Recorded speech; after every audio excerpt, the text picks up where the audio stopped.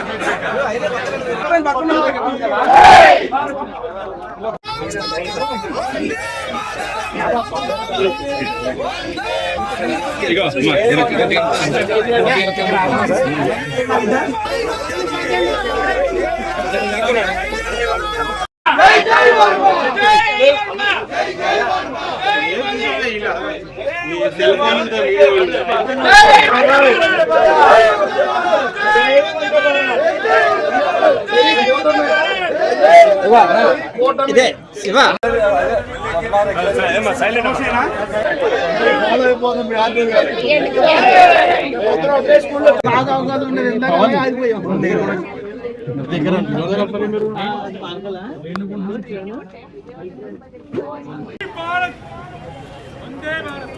जय जय जय जय जय जय माता भारत भारत भारत माता जय जय जय जय जय जय माता भारत भारत भारत माता जय जय जय जय जय जय माता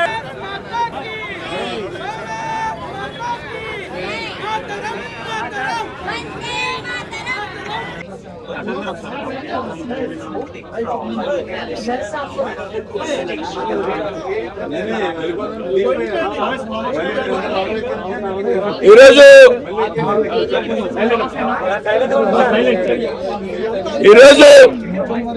భారతదేశంలోనే అత్యంత వేగవంతమైనటువంటి రైలు అయినటువంటి వందే భారత్ రైలు నర్సాపురం నుండి ప్రారంభమై చెన్నై వెళుతూ ఉంది. మొట్టమొదటిసారిగా నర్సాపురం ప్రాంత ప్రజలకి వందే భారత్ రైల్లో ప్రయాణించేటువంటి అవకాశం కలిగింది. ఈ సందర్భంగా పెద్ద ప్రజలంతా కూడా ఈ ప్రాంతంలో పెద్ద ఎత్తున ఒక వేడుకల కార్యక్రమాలు నిర్వహించుకుంటున్నారు.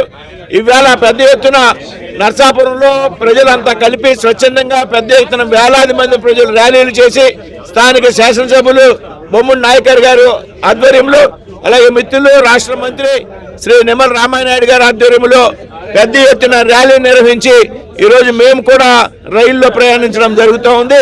ఇది నర్సాపూర్ ప్రాంత ప్రజలకి పెద్ద ఎత్తున చెన్నైతో అనుసంధానం కలిగించేటువంటి అవకాశం. ఎక్కడైతే రైల్వేలు వేగవంతంగా ఉంటాయో ఆ ప్రాంతం వేగవంతంగా అభివృద్ధి చెందుతుంది అనేటువంటి విషయం మీ అందరికీ కూడా తెలుసు. ముఖ్యంగా కేంద్రంలో రాష్ట్రంలో ఎన్డీఏ ప్రభుత్వాలు అధికారంలోకి వచ్చాక భారతీయ రైల్వేల్లో ఇవాళ అమృత్ భారత్ స్టేషన్లో పెద్ద ఎత్తున ఇవాళ మన పార్లమెంట్లో 3 రైల్వే స్టేషన్లు దాదాపు 150 కోట్లతో అభివృద్ధి పనులు జరుగుతూ ఉన్నాయి. అదేవిధంగా రాబోయేటువంటి రోజుల్లో అమృత్ భారత్ స్లీపర్ రైళ్లు ప్రవేశపెడుతున్నారు.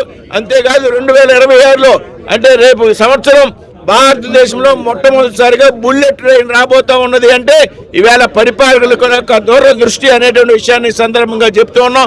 ఏదైతే ముఖ్యంగా ఈ వందే భారత్ రైలు విషయంలో ఏదైతే తీర ప్రాంతం గుండా ప్రయాణించేటువంటి రైలు, ఇక్కడ యువకులు ఎక్కువ, విద్యావంతులు ఉన్నారు, ఉద్యోగస్తులు ఉన్నారు. చెన్నై ప్రాంతాన్ని ముఖ్యంగా మత్స్యకారులు, మత్స్య పరిశ్రమ అంతా ఏ ప్రాంతంలో ఆధారపడి ఉందో కోస్టల్ బెల్ట్ ఇక్కడ బయలుదేరి గుడివాడ, విజయవాడ, తెనాలి, అదేవిధంగా ఒంగోలు, నెల్లూరు, గూడూరు ఇదంతా కూడా ఆక్వా పరిశ్రమకు అనుసంధానమైనటువంటి ప్రాంతం. పెద్ద ఎత్తున మత్స్యకారులు ఉన్నారు, పెద్ద ఎత్తున ఉద్యోగస్తులు చెన్నైలో ఉన్నారు. కాబట్టి వీరందరికీ కూడా ఉపయోగపడేటువంటి రైలు. కాబట్టి ఈ రైలుని ఈ ప్రాంతానికి మంజూరు చేసినటువంటి విషయంలో రైల్వే అధికారులు సహకరించిన విధానానికి, అదేవిధంగా ప్రధానమంత్రి నరేంద్ర మోడీ గారికి, రాష్ట్ర ముఖ్యమంత్రి చంద్రబాబు నాయుడు గారికి, రైల్వే మంత్రి అశ్విని వైష్ణవ్ గారికి, జనసేన నాయకులు పవన్ కళ్యాణ్ గారికి కూడా పెద్ద ఎత్తున శుభాకాంక్షలు తెలియజేస్తూ, ధన్యవాదాలు తెలియజేస్తూ రాబోయేటువంటి రోజుల్లో ఈ ప్రాంతంలో విశాఖపట్నం నుండి సికింద్రాబాద్ వెళ్ళేటువంటి వందే భారత్ రైలు ఏదైతే ఉన్నదో దాన్ని తాడేపల్లిగూడెంలో ఆపేటువంటి ప్రయత్నం కూడా చేస్తున్నామనేటువంటి విషయాన్ని ఈ సందర్భంగా చెప్తూ, మరి ఈ కార్యక్రమానికి పెద్దలంతా జిల్లా కలెక్టర్ గారు, మాజీ మంత్రి, పార్లమెంట్ సభ్యులు కనుమూరు బాపిరాజు గారు, అది అంగర్ రామ్మోహన్ గారు, పేదల సుజాత గారు, ముఖ్యంగా డిప్యూటీ స్పీకర్ రఘురామకృష్ణరాజు గారు, బొలిశెట్టి శ్రీని గారు, తాడేపల్లిగూడెం గుడివాడ ఎమ్మెల్యే వెడిగండ్ర రాము గారు, అదేవిధంగా రాజోలు ఇన్ఛార్జిగా ఉన్నటువంటి మేడం గారు, భీమవరం ఎమ్మెల్యే అంజిబాబు గారు, వీళ్ళందరూ కూడా ఇవాళ మేము అందరూ కలిసి అంగర్ రామ్మోహన్ గారు, ఇతర ప్రజాప్రతినిధులు, తెలుగుదేశం పార్టీ అధ్యక్షులు రాంబాబు గారు, జనసేన పార్టీ అధ్యక్షులు గోవింద్ బాబు గారు, నర్సాపురం మున్సిపల్ చైర్మన్గా ఉన్నటువంటి వెంకటరమణ గారు అందరూ కూడా మరి ఈ రైల్లో ప్రయాణించడం ఒక్కొక్క మంచి అనుభూతి కలిగించింది అనేటువంటి విషయం చాలా విషయాన్ని సందర్భంగా చెప్తూ మిత్రులు నాయకర్ గారిని మాట్లాడవలసిందిగా కోరుచు. ఏదైనా ఒక ప్రాంతం అభివృద్ధి చెందాలి అని అంటే ముఖ్యంగా అక్కడ రహదారులు అభివృద్ధి చెంది ఉండాలి, మంచి పారిశ్రామికంగా అభివృద్ధి చెంది ఉండాలి, మంచి వ్యవసాయకంగా అభివృద్ధి చెంది ఉండాలి, మంచి లా అండ్ ఆర్డర్ ఖచ్చితంగా ఉండాలి. ఈ అంశాలు ఎక్కడైతే ఉంటాయో అక్కడ అభివృద్ధి అనేది ఉంటుంది. అందులో భాగంగానే ఇటువంటి రహదారుల్ని అభివృద్ధి చేయాలనేటువంటి ఆలోచన ఈ రోజనే కాదు, ఆ రోజు వాజ్పేయి గారు ప్రధానమంత్రిగా ఉన్న నాటి నుంచి ఈ రోజు నరేంద్ర మోడీ గారి వరకు కూడా కేంద్రంలో అమలు చేస్తున్నటువంటి పరిస్థితి. ఎందుకంటే గతంలో కూడా చూసాం మనం ఈ యొక్క రహదారుల్లో ముఖ్యంగా ఆ రోజు చంద్రబాబు నాయుడు గారు కూడా ఆంధ్రప్రదేశ్ రాష్ట్ర ముఖ్యమంత్రిగా ఉన్నటువంటి సమయంలో, ఆ రోజు వాజ్పేయి గారు కేంద్రంలో ప్రధానమంత్రిగా ఉన్నటువంటి సమయంలో పెద్ద ఎత్తున హైవేలు, ఈ రోజు ఒక విశాఖపట్నం కానీ ఒక హైదరాబాద్ కానీ రోజులు పట్టేటువంటి సమయం గంటల వ్యవధిలోనే వెళ్తున్నామని అంటే ఈవేళ 4 లైన్స్ 6 లైన్స్ 8 లైన్స్ హైవేలు ఈ రోజు అభివృద్ధి చెందాయి అని అంటే ఆ రోజు వాజ్పేయి గారు, అదేవిధంగా రాష్ట్రంలో చంద్రబాబు నాయుడు గారి కృషి. అదేవిధంగా ఈ రోజు నరేంద్ర మోడీ గారు వచ్చిన తర్వాత ఆ రహదారులకి మరొక కోణం రైల్వే, మరొక కోణం పోర్టులు.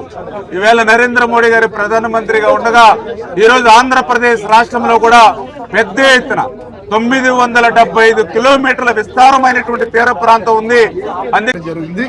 దాని ప్రత్యేకంగా గౌరవ కేంద్ర మంత్రి వర్యులు భూపతుల శ్రీనివాస వర్మ గారి సహాయంతో మరి ఈ రోజున ఈ ట్రైన్ ని మరి ఏర్పాటు చేయడం, ఆయన ముందు నుంచి కూడా ఇక్కడ మరి గతంలో చూసుకుంటే కనుక ఏదైతే తిరువణామలై వెళ్ళడానికి, అరుణాచలం వెళ్ళడానికి కూడా ఇక్కడ ట్రైన్ ని నరసాపురం నుంచి ఇక్కడ ఏర్పాటు చేయడం జరిగింది.